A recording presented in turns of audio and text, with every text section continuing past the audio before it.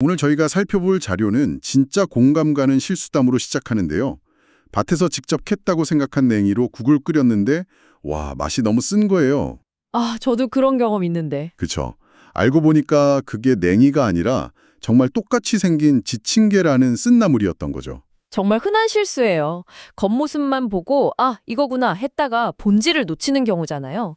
근데 이 자료가 여기서 한 걸음 더 나가더라고요. 더 심각한 예가 있었나요? 네, 독초인 박새를 명이나물로 착각해서 먹고 정말 큰일이 나는 경우도 있다고 해요. 와, 그건 정말 위험하네요. 그러니까요. 비슷한 것과 같은 것은 완전히 다르다는 거. 바로 이 지점이 오늘 저희가 파고들 핵심입니다. 맞아요. 그리고 이 비슷하지만 다른 문제를 성경 마가복음의 한 구절로 풀어내는 게 아주 흥미로웠어요. 네, 그렇죠. 예수님과 가장 가까워 보였던 두 그룹, 그러니까 예수님의 가족이랑 당시 종교 지도자들이 사실은 그를 가장 오해하고 있었다는 거잖아요. 맞습니다. 그래서 이 자료를 보면서 진정한 가족이란 과연 뭘까? 그 의미를 한번 제대로 곱씹어 보려고 합니다. 좋습니다.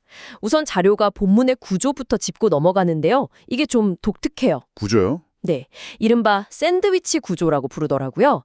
이야기 시작이랑 끝에 예수님 가족 이야기가 나오고 그 한가운데에 바할세불 논쟁이라는 다른 이야기가 끼어있는 형태예요. 샌드위치 구조라니? 재밌네요. 빵 사이에 속재료가 들어간 것처럼요? 네, 딱 그거예요. 보통 이런 구조는 작가가 일부러 쓰는 거잖아요. 그렇죠. 뭔가 의도가 있겠죠. 왜 굳이 가족 이야기 사이에 종교 지도자들과의 논쟁을 끼워 넣었을까요? 바로 그게 핵심 질문이에요. 자료에 따르면 이 구조 자체가 메시지인 셈이죠. 아, 구조 자체가요? 네, 겉보기엔 전혀 다른 두 그룹, 혈연으로 묶인 가족과 종교적 대적자들을 나란히 배치해서 이 둘은 사실 본질적으로 똑같다, 이렇게 말하고 있는 거예요. 아, 둘 다 예수님을 제대로 이해하지 못했다는 점에서 똑같다. 이런 말이군요. 정확합니다. 와, 흥미로운데요. 그럼 샌드위치의 첫 번째 빵, 예수님의 육적인 가족 이야기부터 시작해 볼까요? 네, 좋습니다. 자료를 보면 친족들이 예수님에 대한 소문을 듣고는 그가 미쳤다고 생각했다는 대목이 나와요. 아니, 어떻게 자기 가족한테 그렇죠. 이게 그냥 걱정하는 수준이 아니었다는 게 자료의 분석이에요. 원문을 보면 그를 붙들러 왔다고 되어 있거든요. 붙들러 왔다. 네. 이게 뭐랄까, 가문의 명예에 흠집을 내니까 그걸 막으려고 강제로 제지하려던 의도가 더 컸다는 거죠. 아, 지지하는 게 아니라 통제하려고 했던 거군요. 맞아요. 자신들의 기준으로 판단한 거죠. 참 씁쓸하네요. 그럼 이제 샌드위치의 속재료, 예루살렘에서 온 서기관들로 넘어가 보죠. 이 사람들은 당대의 엘리트들이잖아요. 네, 최고의 지성인들이죠. 그래서 그런지 비난이 훨씬 더 교묘하고 날카로워요. 어떻게 비난했죠? 예수님이 귀신을 쫓아내는 걸 눈으로 보고도 그걸 귀신의 왕 바알세불의 힘을 빌린 거다. 이렇게 딱 매도해버려요. 와, 선한 일을 악한 일로 완전히 뒤집어 버리는 거네요. 그렇죠. 그러자 예수님께서 강한 자를 먼저 묶어놓지 않고서야 어떻게 그 집을 털 수 있겠느냐 이렇게 반박하시잖아요. 이 비유가 참 인상 깊었어요. 네. 이 반박이 그냥 재치 있는 말을 넘어서 사실은 자신의 정체성에 대한 선언과도 같아요.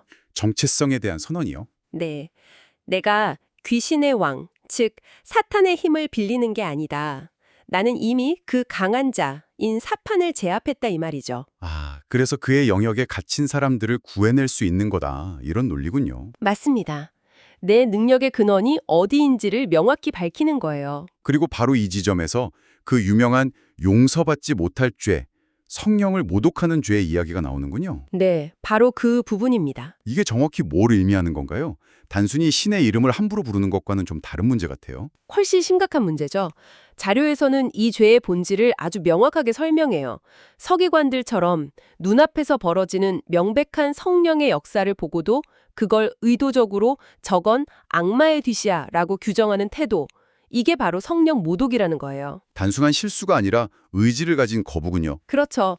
선과 악을 의도적으로 뒤바꾸는 행위니까요. 그렇다면 왜 이 죄는 용서받을 수가 없는 걸까요? 그게 스스로 구원의 문을 닫아버리기 때문이에요. 스스로요? 네, 자료의 설명에 따르면 성령이 우리를 회개로 이끄는 역할을 하는데 그 성령의 활동 자체를 악마의 것이라고 거부해버리면 구원으로 가는 유일한 통로를 스스로 차단하는 셈이 되는 거죠. 아, 하나님이 용서하지 않으시는 게 아니라 스스로 용서받을 길을 막아서는 상태가 되는 거군요. 바로 그겁니다. 와, 이제야 이 샌드위치 구조가 왜 중요한지 확실히 알겠네요. 네, 그렇죠. 피로 이어진 가족이나 종교적 진리를 가진 서기관들이나 결국 예수님의 본질을 알아보지 못하고 각자의 방식으로 그를 거부했다는 점에서 똑같던 거군요. 바로 그 지점입니다. 그리고 여기서 자료는 아주 강력한 결론으로 우리를 이끌어요. 어떤 결론이죠? 진정한 가족은 피나 사화적 지위로 결정되는 게 아니라는 거죠. 그럼 뭘로 결정되나요? 성령 안에서 하나가 되어 하나님의 뜻을 함께 행하는 공동체. 그것이 바로 예수님의 말씀하신 새로운 가족의 정의라고 이 자료는 강조해요. 관계의 패러다임을 완전히 바꾸는 선언인 셈이죠. 와, 정말 혁명적인 생각이네요. 특히 명절 같은 때를 생각하면 더 와닿아요. 피를 나눈 가족이라도 뜻이 다르면 정말 남보다 못할 때가 있잖아요. 맞아요.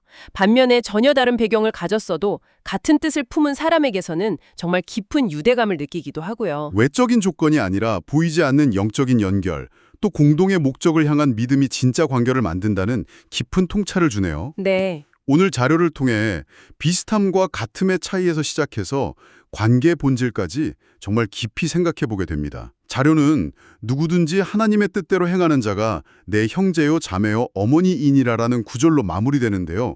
이 말씀을 우리 삶에 한번 비춰보면 어떨까 싶어요. 네, 좋은 질문이네요. 여러분이 속한 공동체에서 하나님의 뜻을 행한다는 것은 구체적으로 어떤 모습일까요? 그리고 가족에 대한 이런 새로운 관점이 여러분의 관계들을 어떻게 바꿔나갈 수 있을지 생각해 보시는 것도 좋겠습니다.